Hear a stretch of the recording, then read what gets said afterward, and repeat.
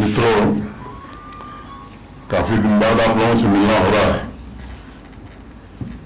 आप सब जानते हैं कि श्री अमरनाथ जी की पवित्र यात्रा 3 जुलाई से प्रारंभ होकर के 9 अगस्त रक्षाबंधन के दिन समाप्त होगी। कुल 38 दिन की यात्रा है। आप इस बात के भी गवाह हैं कि पिछले 3-4 वर्षों में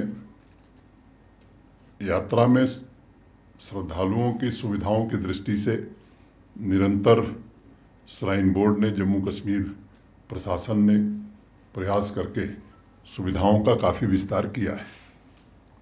मोटे तौर पर आप में से अनेक लोग परिचित हैं कि दोनों जो रूट हमारे हैं वो बालटाल एक्सिस हो या चंदनबाड़ी पहलगांव एक्सिस हो, वो सड़क 4 फुट 5 फीट चौड़ी हुआ करती थी। कई वल्नरेबल स्पॉट्स थे। पिछले 2-3 वर्षों में अब लगभग वो सड़क 12 फीट चौड़ी बना दी गई है और जहाँ भी वल्नरेबल स्पॉट्स थे वहाँ क्रॉस बैरियर्स, मजबूत रेलिंग। तो एक तरह से जिन लोगों ने पहले यात्रा देखी है उस 4-5 फीट चौड़ी सड़क में ही यात्री भी चलता था, पालकी भी चलती थी, पोनी वाले भी चलते थे। बड़ी परेशानी होती थी और ख़ास तौर से जब बरसात हो जाती थी तो लोगों के लिए बड़ा मुश्किल हो जाता था। तो उस दृष्टि से मैं कह सकता हूं कि लोगों को पिछले बार भी जो फीडबैक मिला था, यात्रियों से फीडबैक मिले, इसका सिस्टम पिछले 3 वर्षों से हम लोगों ने प्रारंभ किया था तो उसकी काफ़ी अच्छी सराहना हुई थी। ये भी आप सबके ध्यान में है कि RFID बेस्ड ट्रैकिंग का सिस्टम 3 साल पहले स्थापित कर दिया गया और eKYC के बाद ही RFID कार्ड सभी श्रद्धालुओं को, माने यात्रियों को, सभी सर्विस प्रोवाइडर्स को दिया जाता है।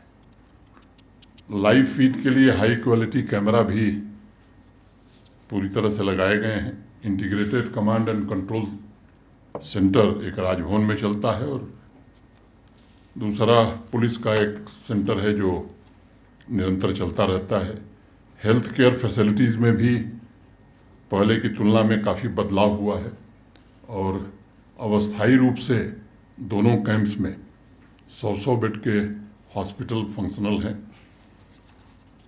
पावर सप्लाई के इंफ्रास्ट्रक्चर की मैं बात करूं तो पहले वहाँ ग्रिड पावर नहीं थी, अब बालटाल एक्सिस से पूरी तरह से ग्रिड पावर है और जो दूसरा रूट है पहलगांव चंदनबाड़ी वाला, वहाँ भी पंचतरनी तक, होली केप से पंचतरनी तक ये ग्रिड पावर उपलब्ध करा दी गई है।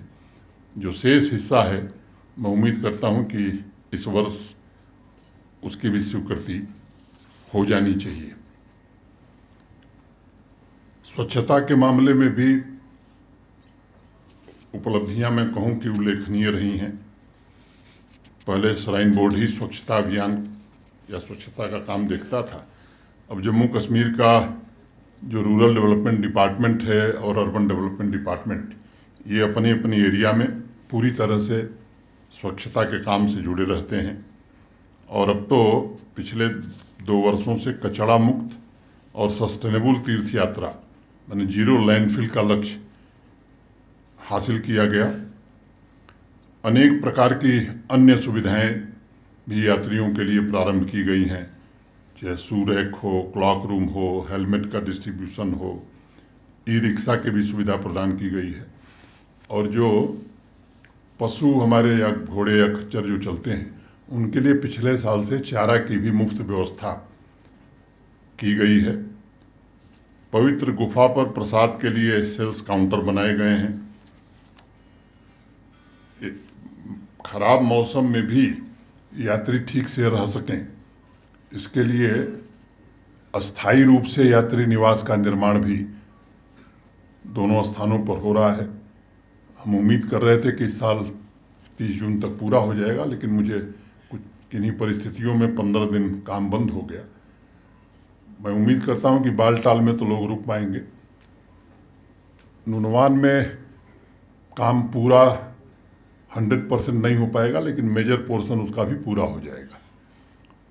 नुनवान कैंप में जाते समय जो कन्वॉय हमारी आती थी जम्मू से, एक परेशानी होती थी कि 2 बार उनकी चेकिंग करनी पड़ती थी। वहाँ एक फुट ओवर ब्रिज बन गया है, अब एक ही बार चेकिंग के बाद कम समय में सारे लोग कैंप में पहुँच जाएंगे। पिछले साल 12 वर्षों में सबसे ज़्यादा यात्रा 5,12,000 रही। इस वर्ष 22 अप्रैल के पहले बड़ी संख्या में रजिस्ट्रेशन हुए थे। 22 अप्रैल की दुर्भाग्यपूर्ण घटना के बाद रजिस्ट्रेशन में थोड़ी गिरावट आई, लेकिन फिर से अब वो पिछले वर्ष की तुलना में अगर मैं कहूँ तो मोटे तौर पर 35-40 हज़ार पंजीकरण कम हुआ है। मैं उम्मीद करता हूँ कि 10.19% it's less than last year, लेकिन अब वो रफ्तार बढ़ गई है। जो लोग 22 अप्रैल के पहले रजिस्ट्रेशन कराए थे उनसे दोबारा हमने रिक्वेस्ट किया कि आप अपनी यात्रा के बारे में कंफर्मेशन दीजिए। तो कल तक की जो सूचना है 85,000 से ज़्यादा लोगों ने कंफर्म किया है कि हम यात्रा में आ रहे हैं। ये संख्या बढ़ती जा रही है। सुरक्षा की दृष्टि से भी जम्मू कश्मीर पुलिस, आर्मी और सीएपीएफ ने मिलकर के एक चाक चौबंद व्यवस्था सुरक्षा की दृष्टि से प्रारंभ से लेकर के और गुफा तक और सकुशल वापसी का किया है। चाहे वो एरिया डोमिनेशन हो, MRTs की संख्या हो, 3 टियर सिक्योरिटी बेस कैंप में लगाई गई हो, या डिप्लॉयमेंट का जहाँ तक सवाल है तो जेके पुलिस के भी ऑफिसर्स पहले की तुलना में ज़्यादा डिप्लॉय हुए हैं। सीएपीएफ की कंपनीज भी पहले की तुलना में ज़्यादा हैं, और मैं कह सकता हूँ कि मॉक ड्रिल इन लोगों ने अपनी पूरी कर ली है। इसके साथ साथ टूरिस्ट स्पॉट्स की सिक्योरिटी को भी सुरक्षा बलों ने काफ़ी बढ़ाया है। तो मैं कह सकता हूं कि सर्विस प्रोवाइडर से लेकर के हर व्यक्ति का वेरिफिकेशन का काम भी मोटे तौर पर पूरा कर लिया गया है। लखनपुर से ही कन्वॉय का एस्कॉर्ट शुरू होता है, और आप सब जानते हैं कि भगवती नगर जम्मू से यात्रा शुरू होगी। आप सभी पत्रकार मित्रों का भी इस यात्रा में बड़ा सहयोग रहा है। आपके माध्यम से सभी श्रद्धालुओं से मैं ये आग्रह करना चाहता हूं कि हम व्यवस्था ऐसी कर रहे हैं कि सब लोग कन्वॉय के साथ ही आवें, ताकि वो सुरक्षित और सहूलियत से पहुंच सकते हैं। प्राइवेट गाड़ी से भी कोई आए तो उसका स्वागत है, लेकिन उनसे भी मेरा अनुरोध है कि कन्वॉय के साथ ही वो चलें। दूसरा, कई कारणों से विचार करके इस बार हेली सर्विस को बंद कर दिया गया है, और इसलिए हेली सेवाएं इस बार नहीं चलेंगी।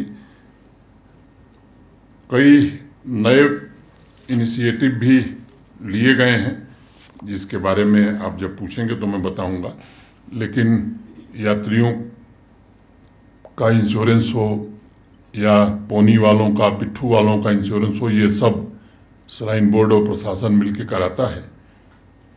मैं जम्मू कश्मीर के सभी निवासियों से, विशेष रूप से कश्मीर के निवासियों से, जो परंपरागत रूप से इस यात्रा में पूरा सहयोग करते हैं, स्थानीय लोग भी, और बड़े उत्साह के साथ स्वागत करते हैं, वर्ष भर इंतजार करते हैं।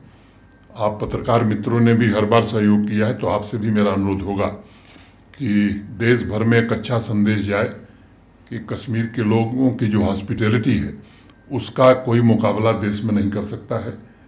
मैं समझता हूं कि मोटे तौर पर जो बातें थी हमने आपके समक्ष रख दी हैं। जैसा डायरेक्टर इन्फॉर्मेशन ने बताया है, अगर आपको कुछ लगता है कि इससे संबंधित आप सवाल लेना चाहते हैं तो आपका स्वागत है।